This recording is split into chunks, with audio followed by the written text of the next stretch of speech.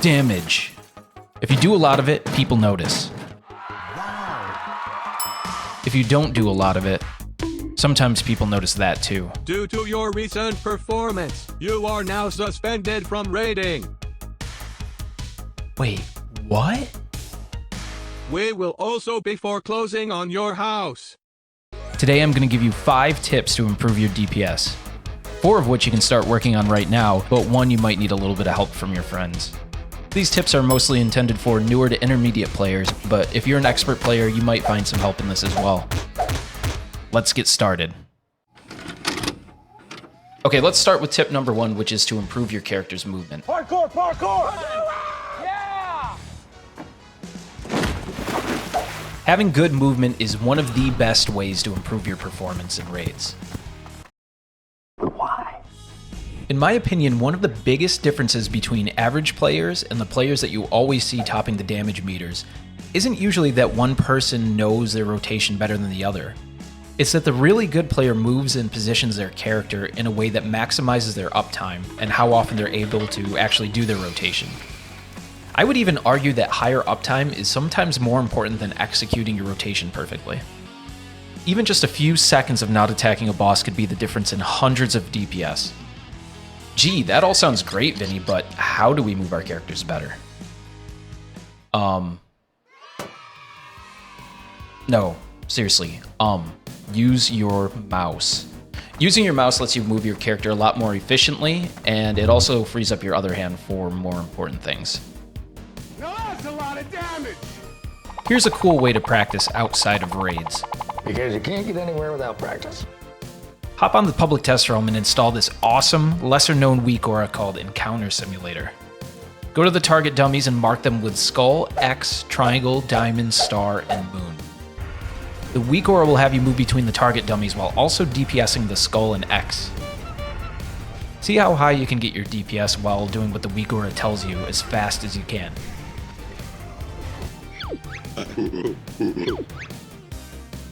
I also recommend moving your strafe buttons to the A and D keys if you haven't already, especially if you're used to playing other PC games where that's already the default control scheme. This might just be a personal preference, but it makes more sense to me. That makes sense to me. Speaking of which, let's talk about number 2, which is keybindings. If you find yourself sometimes doing something like this,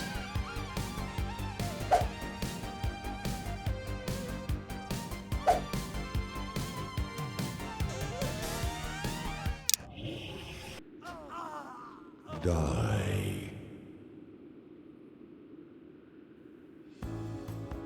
it's probably time to start improving your keybindings. Now, I completely understand the argument of not wanting to accidentally press a button for one of your more important cooldowns or a consumable that you don't want to waste, but hear me out.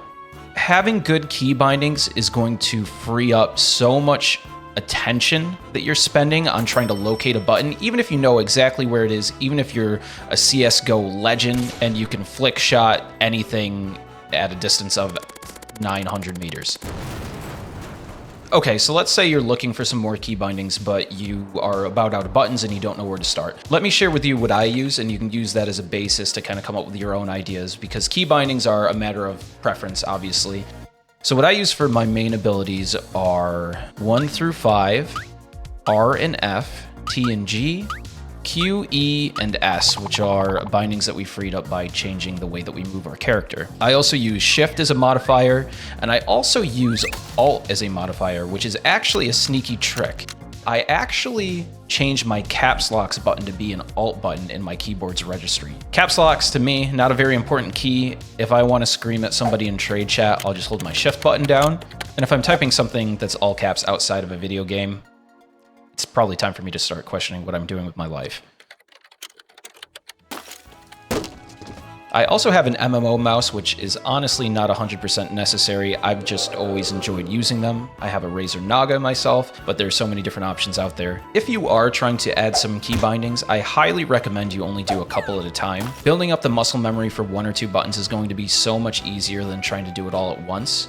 It's going to probably also get very frustrating. At some point, you're probably going to press some old buttons by accident, or you're going to possibly go back to clicking by accident.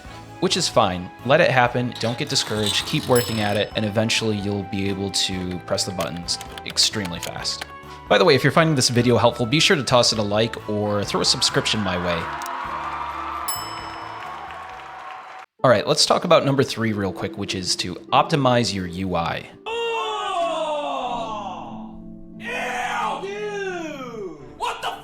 The goal of your UI should be to provide you with as much useful information as possible without being overbearing and causing a distraction.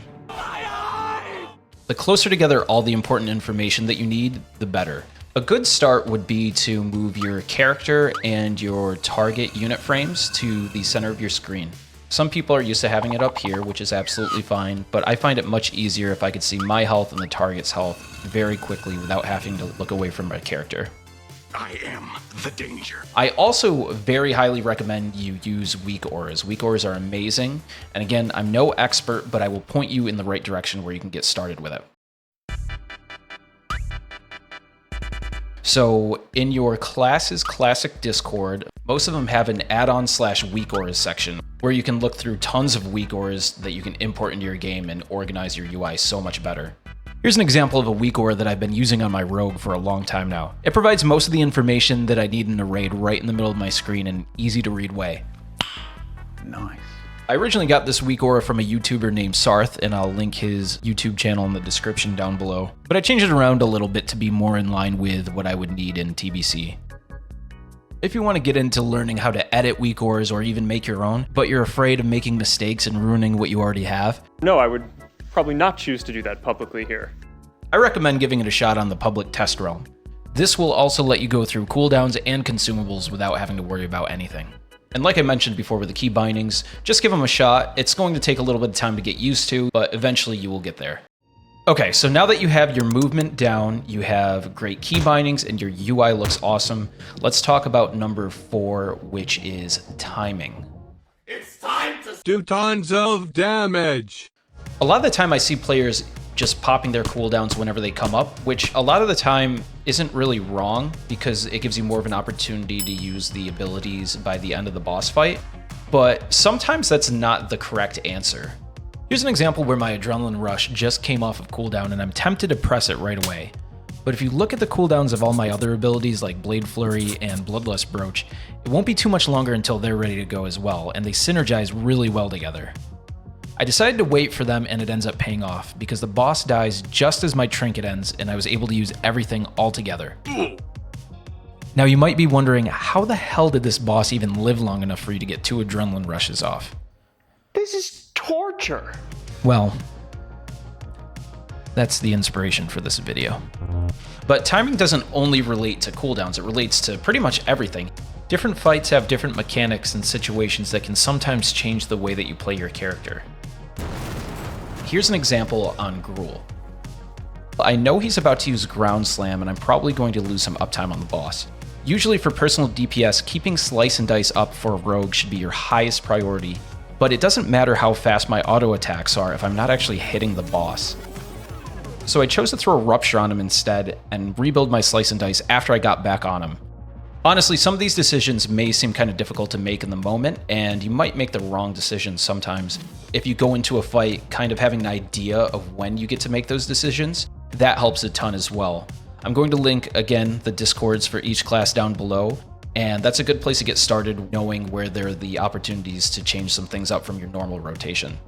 All you have to do is go to the search bar and search for the boss's name, or go to a specific channel designed for that type of discussion and hit Control F and type the boss's name. That'll search specifically in that channel for that boss. Alright, so those were 4 tips that you could start working on right now to improve your DPS on whatever character that you play, but I did want to add a super secret bonus tip that you might need the help of some other people from, and that is to improve other members of your raid's DPS. One of the biggest factors of how much damage you do is the amount of damage other people in your raid do. Holy look at all this damage! How quickly you kill a boss seriously impacts how much damage you do in a raid. As an example, if I'm in a guild that kills a boss in 2 minutes and I have a Bloodlust in my group, I'm going to have that buff up for 40 seconds, which is 1/3 of the fight. Now, if I'm in a guild that kills that same boss in 4 minutes, that's half the amount of time in that fight I have Bloodlust. It's almost like that first guild had 2 blood less compared to the second guild that only had 1. The same goes for any buffs that you have. It almost kind of sucks that your 99 parse kind of lies in other people's hands just as much as your own. But there is still something that you can do. If a guildmate comes to you looking for help with something or is struggling, do your best to reach out and help them. Stop it. Get some help. Again, point them to those class discords that I linked down below. Do your best to create a culture where everybody's helping each other and people are discussing how to do more damage and how to be more successful. You could even show them this video.